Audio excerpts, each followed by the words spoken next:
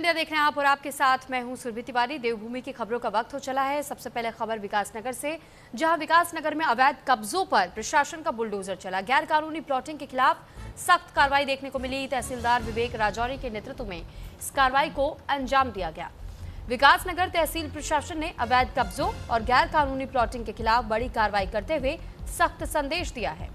जहां तहसीलदार विकासनगर विवेक राजौरी के नेतृत्व में सहसपुर विधानसभा क्षेत्र के ईस्ट होप टाउन इलाके में प्रशासन ने जेसीबी की मदद से कई स्थानों पर अवैध निर्माण ध्वस्त कर जमीन को कब्जा मुक्त कराया।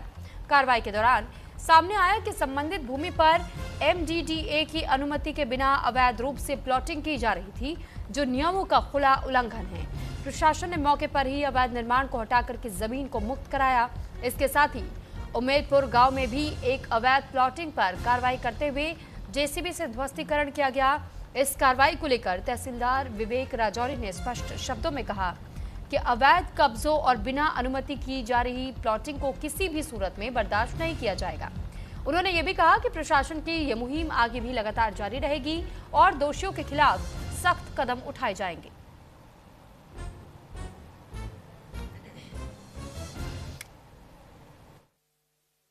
ईस्ट होप टाउन में और शीशमवाड़ा में सभावाला में जो है अनाधिकृत रूप से जो प्लॉटिंग की जा रही थी, जो बिना किसी प्राधिकरण के द्वारा जो है अप्रूवल था जिसका, उनको ध्वस्त किया गया है। और कुछ जगह पे ये भी देखा गया कि जो खसरा नंबर 919 है ईस्ट होप टाउन में, उस पर भी किसी के द्वारा पिलरबंदी की गई थी, जिसको ध्वस्त कर दिया गया है। क्या सर आगे भी ऐसी कार्रवाई देखने को मिलेगी? बिल्कुल, ये हमारा अभियान लगातार जारी है और कहीं भी अगर अवैध रूप से अतिक्रमण किया जाता है या कोई भी अनाधिकृत रूप से प्लॉटिंग की जाती है तो उस पर जो है नियमानुसार कार्रवाई की जाएगी। तो चारधाम यात्रा 2026 को लेकर के उच्च स्तरीय बैठक तैयारियों को लेकर प्रशासन ने अभी से कमर कस ली है। ऋषिकेश ट्रांजिट कैंप में हाई लेवल बैठक हुई। बैठक में पिछली यात्रा के अनुभव की समीक्षा की गई। उत्तराखंड की चारधाम यात्रा 2026 की तैयारियों को लेकर के प्रशासन ने अभी से कमर कस ली है और इसी क्रम में ऋषिकेश स्थित ट्रांजिट कैंप में गढ़वाल आयुक्त विनय शंकर पांडे और आईजी गढ़वाल राजीव स्वरूप की अध्यक्षता में पहली उच्च स्तरीय बैठक आयोजित की गई है। बैठक में यात्रा से जुड़े सभी प्रमुख जिलों के जिलाधिकारी, पुलिस अधीक्षक और संबंधित विभागों के वरिष्ठ अधिकारी मौजूद रहे। इसमें पिछले चारधाम यात्रा के अनुभवियों की समीक्षा करते हुए व्यवस्थाओं में सुधार पर चर्चा की गई। साथ ही यात्रा मार्गों की स्थिति, सड़क, पुल मरम्मत, स्वास्थ्य सेवाएं, एम्बुलेंस, पेयजल, शौचालय, पार्किंग, भीड़ प्रबंधन और आपदा प्रबंधन की तैयारियों पर विशेष फोकस किया गया ताकि श्रद्धालुओं को सुरक्षित और सुगम यात्रा सुविधा मिल सके।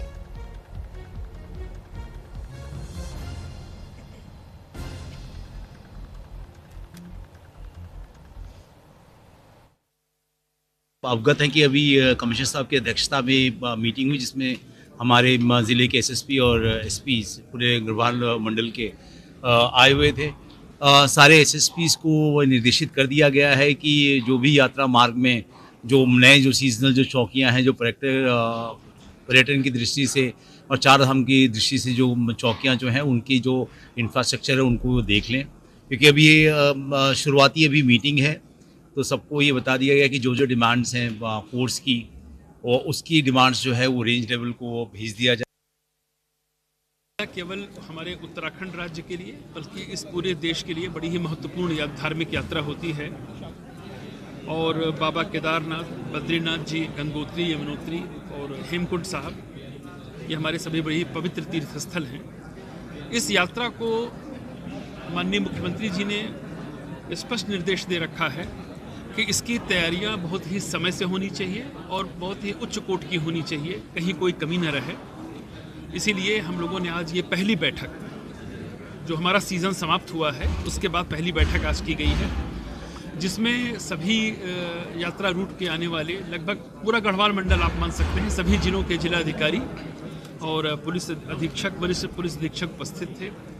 सभी लाइन डिपार्टमेंट्स, चाहे पीडब्ल्यूडी हो, बीआरओ हो, एनएच हो, पेयजल हो, आपका ट्रांसपोर्ट डिपार्टमेंट हो, सभी डिपार्टमेंट्स के भी अधिकारी थे।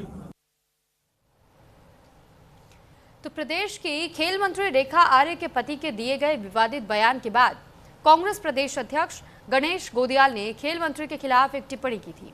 जिसमें उनके खिलाफ एफआईआर भी दर्ज की गई। चंपावत दौरे पर पहुंचे खेल मंत्री रेखा आर्या ने कांग्रेस प्रदेश अध्यक्ष गणेश गोदियाल की ओर से की गई टिप्पणी पर अपना जवाब देते हुए कहा कि विपक्षी दल के पास कोई मुद्दा नहीं रह गया, वो उनके निजी जीवन पर टिप्पणी कर रहे हैं। उन्होंने कहा कि जब किसी दल के पास कोई मुद्दा नहीं रहता तो वो निजी हमले पर आ जाते हैं। ये दुर्भाग्यपूर्ण है, विपक्ष के नेता उन पर व्यक्तिगत हमला कर रहे हैं। ईश्वर इन्हें सद्बुद्धि प्रदान करे। और हालांकि खेल मंत्री ने कांग्रेस प्रदेश अध्यक्ष का नाम नहीं लिया, पर इशारों में वो अपनी बात कह गई।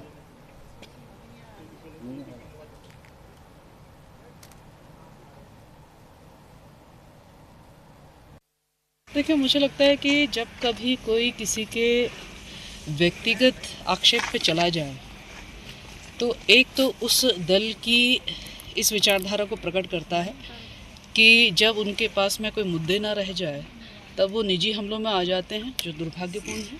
और मैं समझती हूँ कि फिर उसके बाद से किसी भी दल का पतन प्रारंभ होता है। ईश्वर उनको सद्बुद्धि दे। तो 2 दिवसीय दौरे पर प्रदेश की खेल मंत्री रेखा आर्या चंपावत पहुंची, जहां पर उन्होंने लोहाघाट की प्रसिद्ध कोली ढेक झील में नौकायान का लुत्फ उठाया।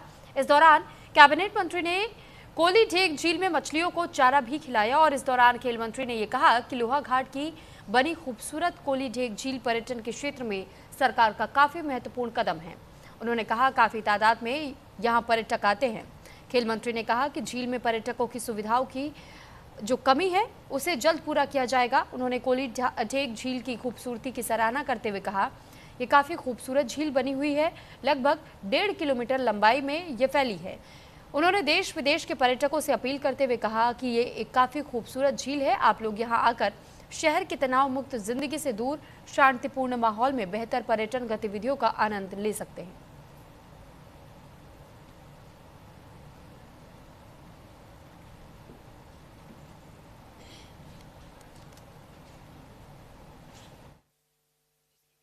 झील का पूरा भ्रमण हुआ है, निश्चित रूप से एक कह सकते हैं कि नई स्फूर्ति भी यहाँ पे प्राप्त हुई है।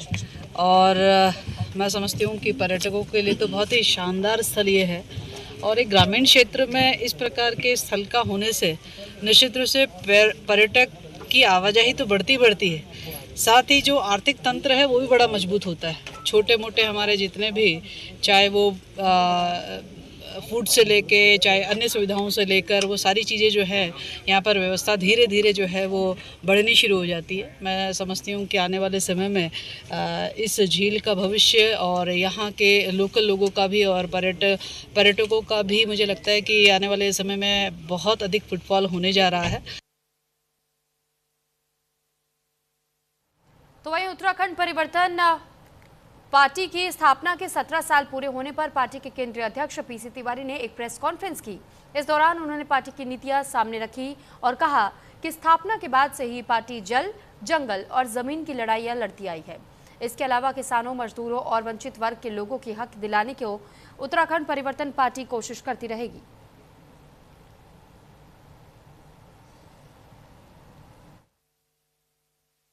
इन तमाम विपरीत परिस्थितियों में केवल उत्तराखंड परिवर्तन पार्टी गरीबों, मजदूरों, किसानों के साथ खड़ी रही और हर तरह पर जिनके साथ अन्याय अत्याचार हो रहा है उनके खिलाफ उनके साथ खड़ी रही है।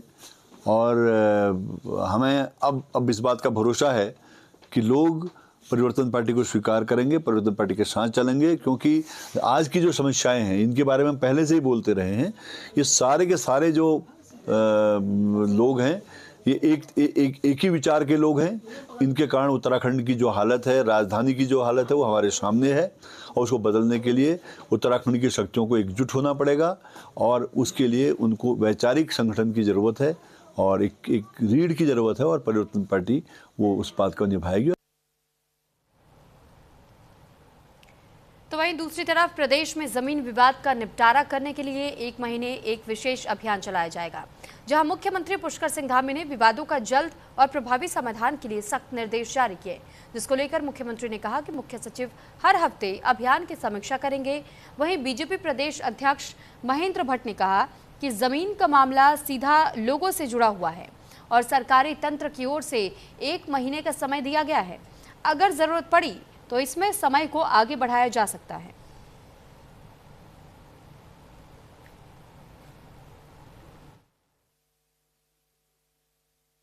सरकारी तंत्र के आधार पर अभी 1 महीने का समय दिया गया है। हमेशा समय इसलिए दिया जाता है कि तत्काल कार्रवाई को गति पकड़े, आवश्यकता होगी तो समय बढ़ाएंगे। मुख्यमंत्री ने जिस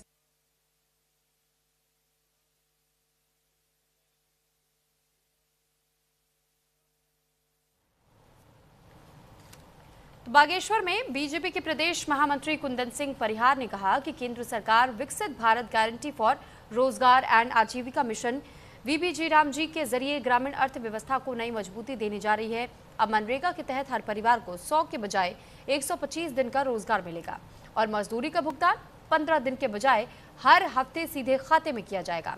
वहीं बीजेपी जिला कार्यालय में आयोजित प्रेस कॉन्फ्रेंस को संबोधित करते हुए प्रदेश महामंत्री परिहार ने कहा, प्रधानमंत्री नरेंद्र मोदी के नेतृत्व में अब तक मनरेगा पर 11.74 लाख करोड़ रुपए खर्च किए जा चुके हैं, जो अब तक की सर्वाधिक राशि है।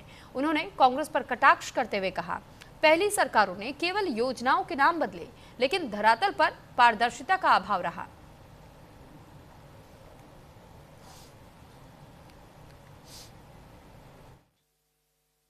इस देश में एक नेगेटिव नैरेटिव सेट करने का प्रयास कर रहा है और कभी उन्होंने कहा कि भारतीय जनता पार्टी ने संविधान को खतरे में डाल दिया, कभी कहा कि इन्होंने लोकतंत्र की हत्या कर दी, कभी कहा कि इन्होंने ये आएंगे तो आरक्षण को समाप्त कर देंगे, कभी इन्होंने कहा कि ये एसआईआर ला करके इस देश में जो है मतदाताओं को कम कर रहे हैं। तो एक इस प्रकार से लगातार कांग्रेस एक नेगेटिव नैरेटिव सेट करने का प्रयास कर रही है। यही नेगेटिव नैरेटिव जो सेट करने का जो एक प्रयत्न उनका और है वो है विकसित भारत जी राम जी बिल को लेकर के। कांग्रेस इसमें भी पूरी तरह से भ्रम फैला रही है माननीय प्रधानमंत्री आदरणीय नरेंद्र मोदी जी के नेतृत्व में। तो वहीं आपदा प्रबंधन उपाध्यक्ष विनय रोहिला हरिद्वार के रोड़ी बेलवाल रैन बसेरा पहुंचे, जहां पर उन्होंने गरीबों और बेसहारा लोगों को कंबल बांटे और नगर निगम अधिकारियों के साथ व्यवस्थाओं का जायजा लिया। साथ ही रैन बसेरों में बिजली, पानी, शौचालय, बिस्तर और सफाई के सख्त निर्देश दिए हैं और उच्च अधिकारियों से समय समय पर निरीक्षण कराने को कहा है। निरीक्षण के दौरान जिलाध्यक्ष आशुतोष शर्मा, उप जिलाधिकारी जितेंद्र कुमार आदि मौजूद रहे।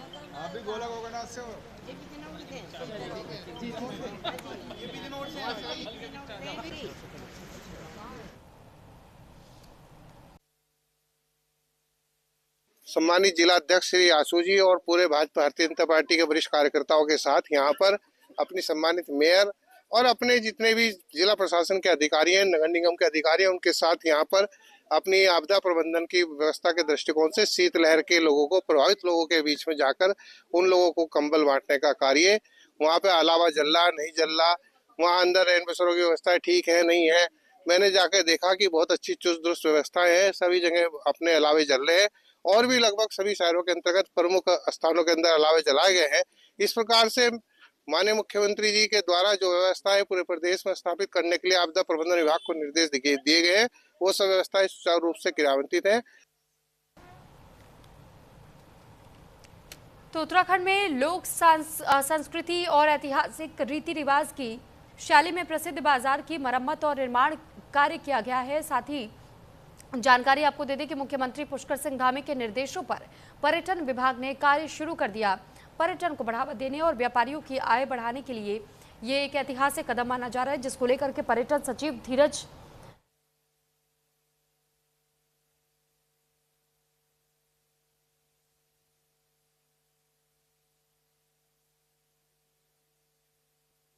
प्रथम चरण में ये 4 जो जिले उनको हम टेकअप कर रहे हैं। जैसे पौड़ी में भी माल रोड भी हम डेवलप कर रहे हैं, तो उसके लिए भी हम लोगों ने धनराशि आपके पीडब्ल्यूडी को जारी कर दी है। कार्यदायी संस्था वही है। और नैनीताल में भी पीडब्ल्यूडी को हम लोगों ने अपनी धनराशि जारी कर दी है। अल्मोड़ा में एस्टीमेट अभी हमारा पहुंचा हुआ है और नरेंद्र नगर का भी अभी पहुंचा हुआ है, तो उसकी डीएफसी वगैरह हमारी होगी। तो पूरे प्रदेश में देख रहे हैं कि कहाँ पे किस जगह में पहले हम लोग को टेकअप करना चाहिए। रुड़की के पिरान कलियर से कानून व्यवस्था को खुली चुनौती देने वाली तस्वीर सामने आई, जहां दिन दहाड़े एक युवक का अपहरण किया गया और उसके बाद बेरहमी से मारपीट की गई। आरोप यह है कि कार सवार दबंगों ने गंग नहर पुल के पास युवक को घेर करके जबरन गाड़ी में डाला और रास्ते भर पीटा। जान बचाने के लिए युवक कार से कूदकर एक गेस्ट हाउस में घुस गया, लेकिन दबंगों का आतंक यही नहीं रुका। गेस्ट हाउस में घुसकर आरोपियों ने लात, घूसे और लाठी डंडों से युवक को दोबारा पीटा। पूरी वारदात वहां लगे सीसीटीवी कैमरे में कैद हो गई, जिसका वीडियो अब सोशल मीडिया पर तेजी से वायरल हो रहा है। वीडियो में साफ दिखाई दे रहा है कि किस तरह घायल युवक खुद को बचाने की कोशिश करता रहा। हमलावर बेखौफ होकर के हमला करते रहे। सूचना मिलते ही पुलिस मौके पर पहुंची और पीड़ित को आरोपियों के चंगुल से छुड़ा लिया। पीड़ित की तहरीर पर पुलिस ने मुकदमा दर्ज कर जांच शुरू कर दी है। अब सवाल यह है कि दिन दहाड़े ऐसे गुंडागर्दी करने वालों पर कब सख्त कार्रवाई होगी।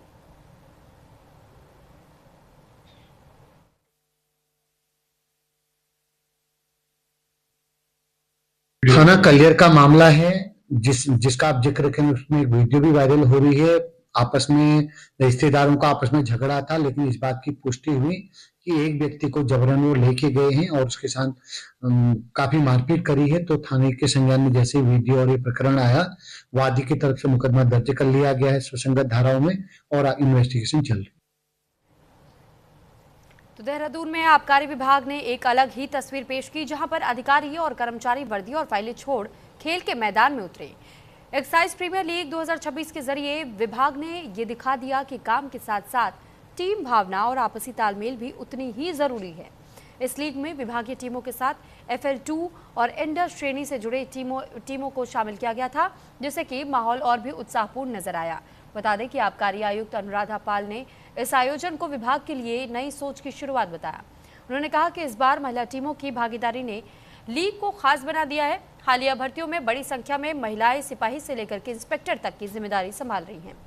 मैदान पर महिला अधिकारियों की मौजूदगी ये साफ संदेश दे रही है कि आबकारी विभाग अब पूरी तरह बराबरी, आत्मविश्वास और आधुनिक कार्य संस्कृति के साथ आगे बढ़ रहा है।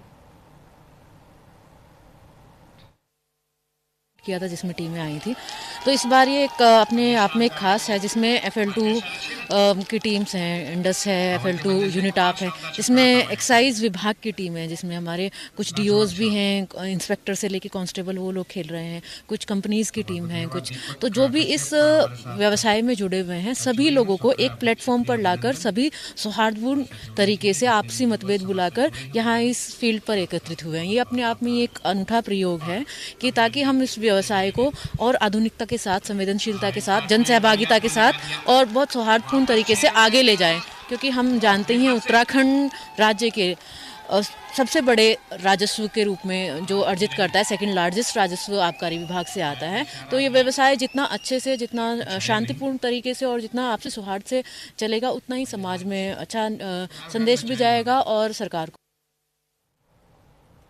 तो रुड़की कोर्ट परिसर से बड़ी लापरवाही का मामला सामने आया, जहां चेक बाउंस मामले को लेकर दोषी ठहराए गए आरोपी ने सजा का ऐलान होते ही पुलिस और कोर्ट कर्मचारियों को चकमा देकर के कोर्ट परिसर से फरार हो गए।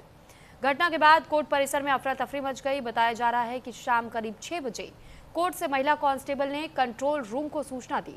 इसके बाद पुलिस महकमे में हड़कंप मच गया और कई टीमें आरोपी की तलाश में जुटी रही, लेकिन कोई सुराग नहीं मिला। इसके बाद पुलिस अधिकारियों में हड़कंप मच गया। वहीं घटना से कोर्ट परिसर की सुरक्षा व्यवस्था पर गंभीर सवाल उठे।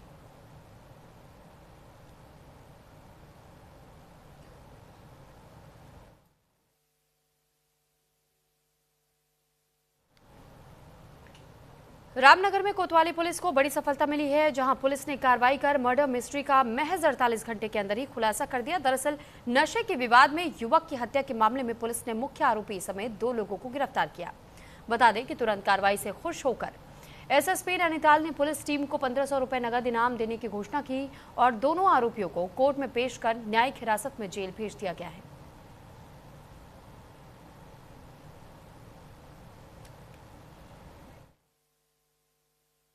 इसमें बहुत ही सराहनीय कार्य प्रोफेशनल तरीके से पुलिस टीम के द्वारा किया गया और इसमें चंद ही घंटों में जो है मुख्य आरोपी को हमने गिरफ्तार किया है और उसके साथ में एक और सह आरोपी है, जिनका फिलहाल अभी तक की इन्वेस्टिगेशन में इतना रोल आ रहा है कि वो घटना में जब इन दोनों का झगड़ा हुआ, आरोपी का और जिनको जो मृतक है इनका, तो उस झगड़े की सूचना इन्होंने किसी को नहीं दी और वो झगड़ा अंततः जो है जानलेवा साबित हुआ। तो उसी धारा में इनके विरुद्ध हम लोग कार्रवाई इसमें कर रहे हैं, विधिक कार्रवाई। और ये पूरी टीम के जो प्रोफेशनल वर्क है, इसके प्रोत्साहन के लिए SSP महोदय द्वारा 1500 रुपए के नगद इनाम की घोषणा की गई। आरोपियों के नाम क्या है? ये आरोपी जो है इसमें एक जीशान है और एक नाजिर। एक जो मुख्य आरोपी है वो नाजिर है और दूसरा आरोपी जो है आशीष। कहाँ के रहने वाले थे? ये ही रामनगर थाना क्षेत्र के रहने वाले। तो देहरादून पुलिस ने अपराधियों के खिलाफ सख्ती दिखाते हुए गुंडा अधिनियम के तहत बड़ी कार्रवाई की, जहां थाना नेहरू कॉलोनी क्षेत्र के आरोपी को जिला मजिस्ट्रेट देहरादून के आदेश पर 6 महीने के लिए जिला बदर किया गया। बता दें कि ढोल नगाड़ों के साथ पुलिस ने आरोपी की बारात निकालते हुए उसे जिले के सीमा आचार्य रोड़ी से बाहर उत्तर प्रदेश के सहारनपुर जिले में छोड़ दिया। साथ ही पुलिस ने स्पष्ट हिदायत दी कि फिक्स्ड समय के दौरान देहरादून जिले के सीमा में प्रवेश करने पर आरोपी के खिलाफ कड़ी कार्रवाई की जाएगी। इस कार्रवाई की सूचना सहारनपुर पुलिस को भी दे दी गई है।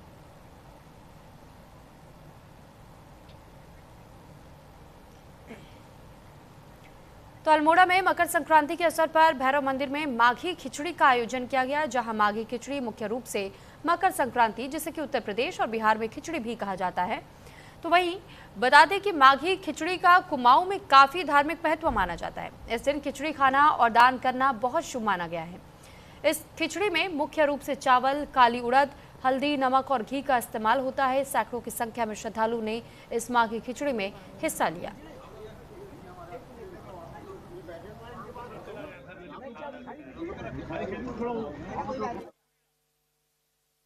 हमारे हिंदू धर्म में मकर संक्रांति को बहुत धूमधाम से मनाया जाता है और साथ में हमारे यहाँ भी हर साल इसी प्रकार से भंडारा किया जाता है, जो कि सुबह से शाम तक लगभग चालू रहता है।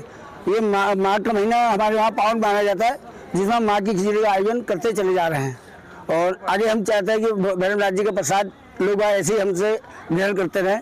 हमारी यही भैरव नाथ जी से कृपा है। पर्व पूरे देश में बहुत हर्षोल्लास से मनाया जाता है और इसी प्रकार हम भी माघ के महीने में यहाँ पे माघ की खिचड़ी का आयोजन करते हैं और भैरवनाथ जी यहाँ पर मंदिर है, श्री शय भैरव मंदिर, तो वहीं पर खिचड़ी का आयोजन किया जाता है, जो बहुत अच्छा होता है और भैरवनाथ जी की कृपा से सब कुछ बढ़िया होता है, सब अच्छा होता है।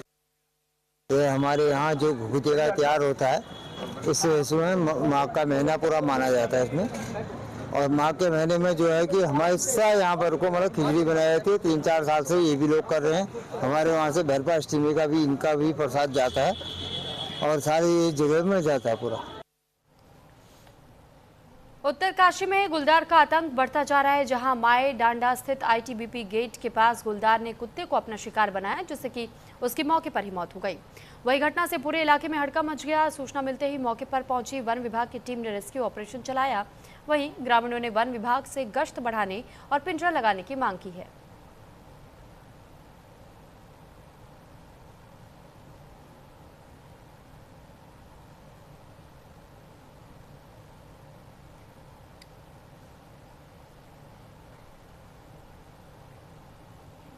और इसी के साथ फिलहाल इस बुलेटिन में इतना ही। नमस्कार।